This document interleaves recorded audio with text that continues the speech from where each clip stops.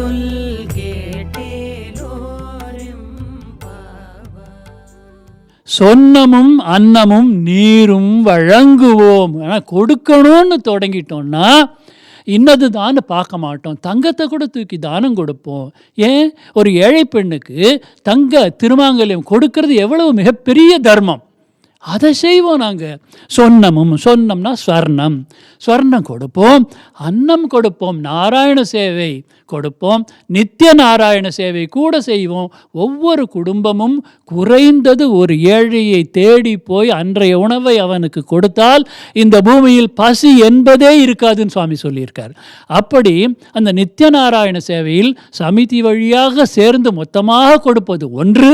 அப்படி அல்லாமல் ஒவ்வொரு சாய் பக்தரும் தன்னாலே என்ற ஒரு பொட்டலம் உணவை ஒரு ஏழைக்கு கொடுத்து வந்தாலே பூமி சொர்க்கமாகிவிடும்.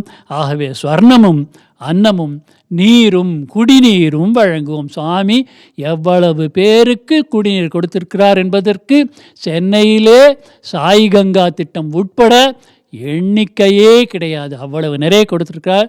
நாம் அப்படி பெரிய பெரிய திட்டங்களை ஆர்கனைசேஷன் சாய் நிறுவனத்தின் வழியாக செய்யலாம். ஆனால் தனிப்பட்ட முறையிலே தாகம் என்று வந்தவருக்கு தண்ணீர் கொடுக்கலாம், வெயில் காலங்களில் நீர்மோர் கொடுக்கலாம்.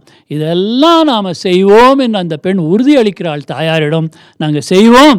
ஏன் தெரியுமா இதெல்லாம் செய்கிறோம்?